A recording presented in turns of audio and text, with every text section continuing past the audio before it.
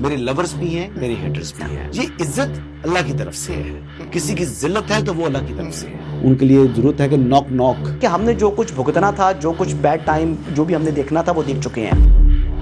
حسن ایوب خان کے تمام دیکھنے والوں کو السلام علیکم. ناظرین، ملٹیپل سٹوریز کے ساتھ آپ کی خدمت میں حاضر ہوں.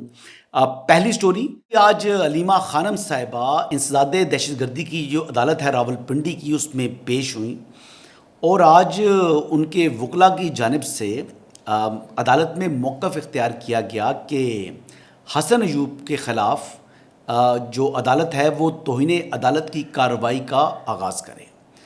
کیونکہ حسن ایوب نے بتا دیا ہے کہ فیصلہ کیا ہوگا کہ علیمہ خانم کو سزا ہوگی اور یہ ٹرائل 1 ماہ کے اندر کمپلیٹ ہو جائے گا، تو اس کو کیسے معلوم؟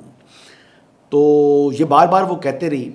تو بات یہ ہے کہ وکلاء کو معلوم ہونا چاہیے کہ جو یہ قانون ہے انسداد دہشت گردی کا، وہ تو کہتا ہے اس کا سیکشن 19 کا سب سیکشن 7 اس کے مطابق تو ٹرائل کو 7 دن میں مکمل ہونا چاہیے.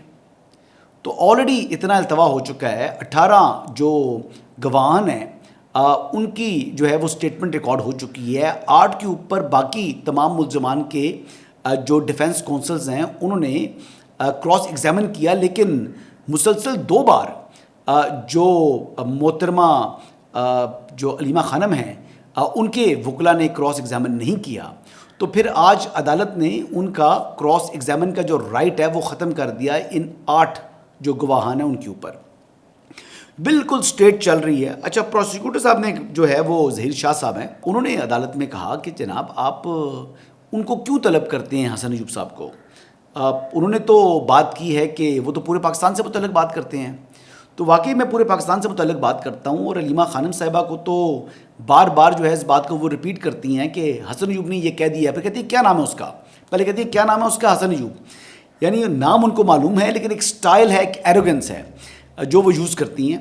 وہ کس طرح مجھے مخاطب کرتی ہیں اور وہ بات کس طرح کر رہی ہیں، آئیے سنتے ہیں. ٹی وی پہ تو میرے اوپر سزا سنا دی ہے. وہ کیا ہے، حسن ایوب نے، وہ عام طور پہ سزائیں سناتا ہے کیونکہ وہ پہلے لکھی جاتی ہے، پھر ان کو بتا دیا جاتا ہے کہ اتنے سال سزا دے دیں. اچھا جی، علیمہ خانم صاحبہ، بات یہ ہے کہ جو پروسیکیوشن ہے، جو پروسیکیوٹر یہاں پر مقرر ہوئے ہیں ظہیر شاہ صاحب، وہ آپ کو بھاگنے نہیں دے رہے.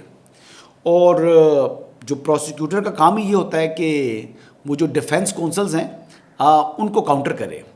اور اس کیس کے اندر جتنا یعنی ریسٹرین کا مظاہرہ کورٹ نے کیا، 10 مرتبہ سے زائد مرتبہ علیمہ خانم صاحبہ کے نان بیلیبل اریسٹ وارنٹ جاری ہوئے اور اس کے باوجود وہ پیش نہیں ہوئی. لیکن پھر قانون کے مطابق ان کے ایسٹس اور ان کے بینک اکاؤنٹس جو ہیں وہ فریز ہونا شروع پڑے.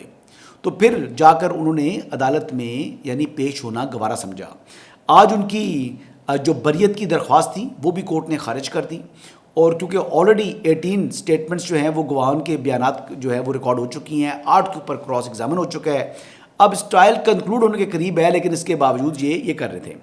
اچھا، یہی جو میں بتا رہا تھا کہ یہ جو ڈیفنس کونسل ہے، اگر وہ مسلسل 2 ہیئرنگز پر جو ہے وہ غیر حاضر رہے تو پھر کورٹ کے پاس یہ اختیار ہوتا ہے کہ وہ اسٹیٹ کونسل مقرر کر دے، یعنی جو ملزم ہوتا ہے اس کے لیے یا ملزمہ ہے اس کے لیے.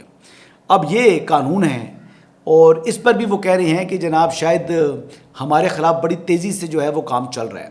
اگر 7 دن کے اندر ٹرائل کمپلیٹ نہ ہو تو متعلقہ جو ہائی کورٹ ہوتی ہے اس کا یہ اختیار ہے اس کے چیف جسٹس کا کہ وہ معاملے کو دیکھے اور کیس کے میرٹس اور فیکٹس کے اوپر جو ہے وہ اس کو یعنی کنکلوڈ کرایا جائے. یہ جلدی اجلت میں نہیں ہو رہا، بلکہ یہ کام آلریڈی ڈیلیڈ ہے. اور جتنا ڈیلے کر سکتی تھی علیمہ خانم انہوں نے ڈیلے کیا. تو ابھی بھی جناب یہ رونا دھونا شروع کر دیں گے. اور یہ میں قانون جو ہے وہ ہائی لائٹ کر کے ہم نے ساتھ جو ہے نا ونڈو میں چلا بھی دیا ہے. تو بات یہ ہے کہ میں سے آپ کا پیار، آپ کی محبت جو ہے وہ اس کو میں بڑی قدر کی نگاہ سے دیکھتا ہوں. آپ کا یہ پیار مجھے ہمیشہ یاد رہے گا، چاہے آپ کو وہ یاد ہو نہ ہو. پی ٹی وی کے باہر جب پولیس والوں نے حملہ کیا تھا آپ کی گاڑی کے اوپر علیمہ خانم صاحبہ، تو میں نے پولیس والوں کے ساتھ جو ہے وہ لڑائی کی تھی آپ کو بچانے کے لیے. بہرحال یہ میرا فرض تھا جو میں نے کیا. اگر دوبارہ بھی ایسا کبھی موقع آیا تو خواتین کی تعظیم و تکریم میرے اوپر فرض ہے. میں دوبارہ بھی یہ کروں گا. آپ نے جو کرنا ہے وہ کریں. اس معاملے میں ایک بات اور اہم ہے جی کہ علیمہ خانم جو ہیں وہ انہوں نے کل اڈیالہ جیل جانا ہے اور اس مرتبہ انہوں نے مذہبی ٹچ جو ہے وہ شامل کیا اور وہ کہتی ہیں کہ کل ہم سورۃ یاسین کا ختم کریں گے. یعنی سورۃ یاسین ہم نے پڑھنی ہے اڈیالہ جیل کے باہر. بہرحال جی میں اس متعلق کیا بات کروں. اچھی بات ہے جی, اللہ کا کلام ہے, پڑھیں, بار بار پڑھیں, ساری رات اس کو پڑھتے رہیں. اور میرے خیال مطابق یہ سیاست کے اندر اس قسم کی جو مومنٹس ہوتی ہیں اس میں اس طرح کی چیزوں کو شامل نہیں کرنا چاہیے. لیکن قرآن پاک اگر پڑھنا ہے تو قرآن پاک پڑھیں بھی, سورۃ یاسین جو ہے وہ پڑھیں یقینی طور پر. لیکن سیاسی رنگ دینا جو ہے وہ کہاں کا جو ہے وہ مطلب مناسب طریقہ کار ہے. بہرحال جی یہ پاکستان تحریک انصاف ہے, اسلامی ٹچ کے ساتھ ہی یہ چلتے ہیں. ایک طرف بنے گا نیا پاکستان پر ناچتے ہیں اور دوسری طرف اس طرح کے اسلامی ٹچ بھی یہ شامل رکھتے ہیں. بہرحال ان کی اپنی سوچ ہے, اپنی فکر ہے اور اپنا ہی یہ فیصلہ ہے. میں تو کم از کم یہ کہوں گا کہ اس چیز کو اس طریقے سے شامل نہیں ہونا چاہیے تھا. آگے بڑھتے ہیں جی. تانبا ڈسٹرکٹ بار کی دعوت کے اوپر آج سہیل آفریدی صاحب وہاں پہنچے اور خطاب کیا. ویسے کوئی وکلا نے زیادہ پذیرائی تو ان کو نہیں ملی, ایک درمیانی طرح کا جو ہے وہ یہ فنکشن تھا جس میں اسلام آباد بار اور اسلام آباد ڈسٹرکٹ بار دونوں کے جو نمائندگی جو ہے وہ ہوئی ہے.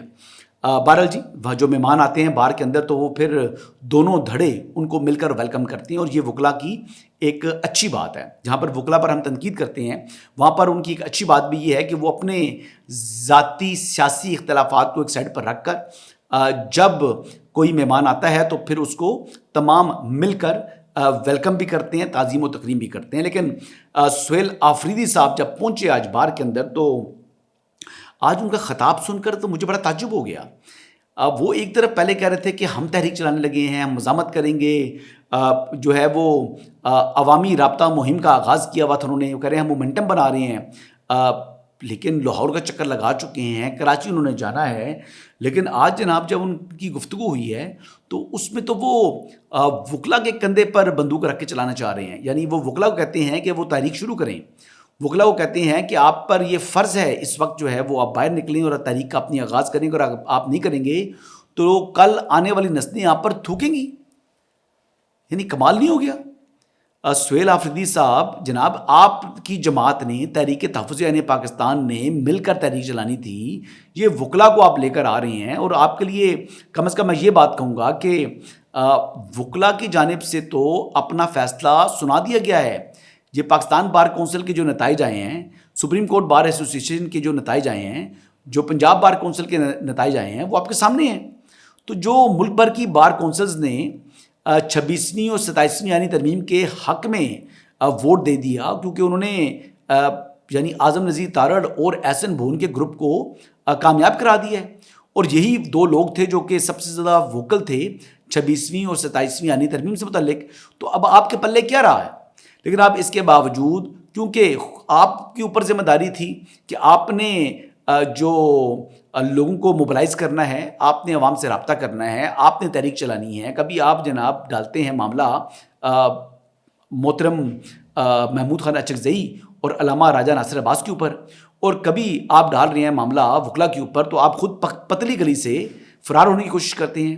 علی مین گنڈا پور کم از کم اسلام آباد تو آتے تھے, جب اسلام آباد آ کر یعنی بلو ایریا پہنچ کر وہ چائے پینے چلے جاتے تھے, وہ نہانے چلے جاتے تھے, وہ جناب کبھی کہتے ہیں نا غائب شو ہو جاتے تھے. لیکن آپ تو وہ کام کرنے کو بھی تیار دکھائی نہیں دے رہے. بہرحال جی ویسے آپ کا جو کیس ہے جو NA-18 میں جو سے متعلق جو آپ کا کیس ہے انتخابی ضابطہ اخلاق کی خلاف ورزی سے متعلق, وہ کیس میں 13 تاریخ کو آپ نے جواب جمع کرانا ہے.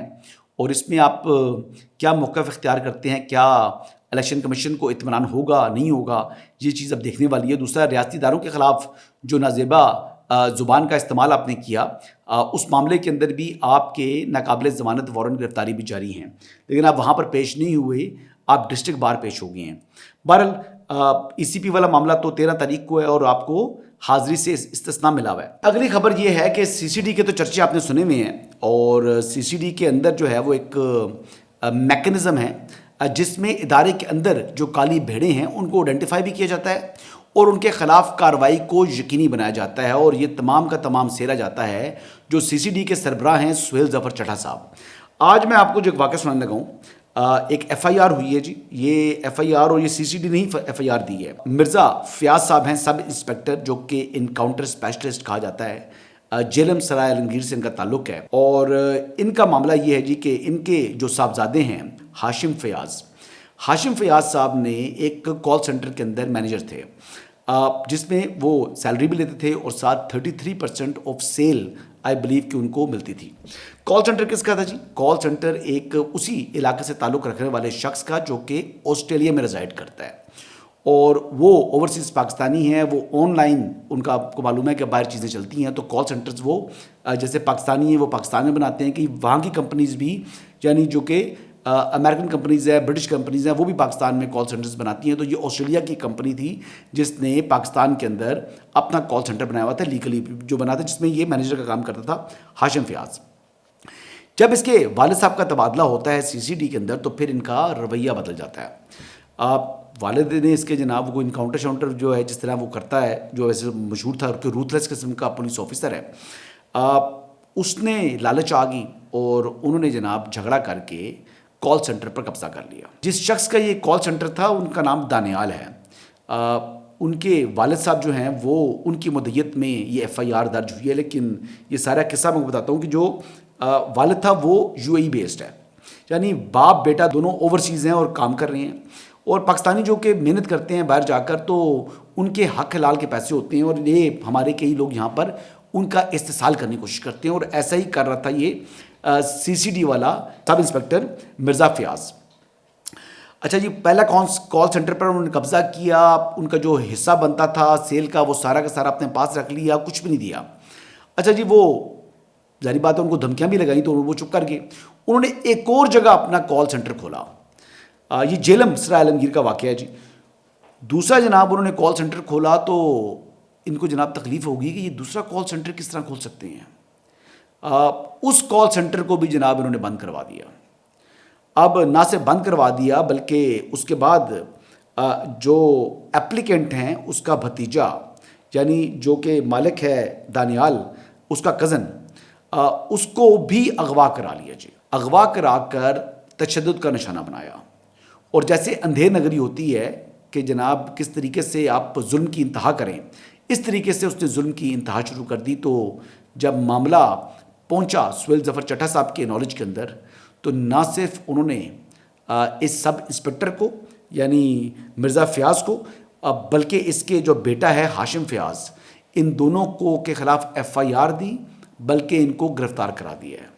تو یہ ایک بڑا واضح جو ہے ایک مثال قائم ہوئی ہے کہ جو کہ بظاہر بڑا یعنی کارآمد قسم کا آدمی تھا، اس بندے نے جب قانون کو اپنے ہاتھ میں لیا تو پھر سی سی ڈی نے اس کو بھی معاف نہیں کیا، اور خود احتسابی جو ہے وہ چل رہی ہے۔ تو کریڈٹ گوز ٹو جو ہے سہیل ظفر چٹھا صاحب، اور جس طریقے سے وہ اپنے محکمے کو چلا رہے ہیں تو ان کی تعریفیں بہت ہو رہی ہیں، اور میں خود بھی جناب اس بات کو اپریشیٹ کرتا ہوں کہ یہ جس طرح کے لوگ ہوتے ہیں جو کہ یعنی علاقوں کے اندر فرعون بنے ہوئے ہوتے ہیں۔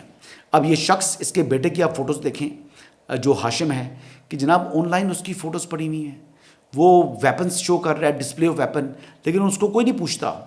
پھر لیکن جو پوچھنے والا ہوتے ہیں پھر اس نے والد کو بھی پوچھ لیا، اس کے والد کو بھی سہیل ظفر چٹھا صاحب نے پوچھ لیا اور اس کو بھی پوچھ لیا۔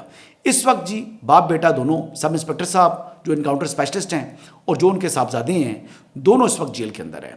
تو یہ ہے جی سی سی ڈی کے اندر خود احتسابی، ون مسٹ اپریشیٹ، اور ایک واضح پیغام ہے سی سی ڈی کے اندر کام کرنے والوں کے لیے کہ جو کوئی بھی خود کو قانون سے بالا تر سمجھے گا تو سی سی ڈی کا کام جو ہے وہ جرائم پیشہ عناصر کے خلاف کارروائی ہے، چاہے وہ سولینز ہیں چاہے وہ سی سی ڈی کا حصہ ہیں۔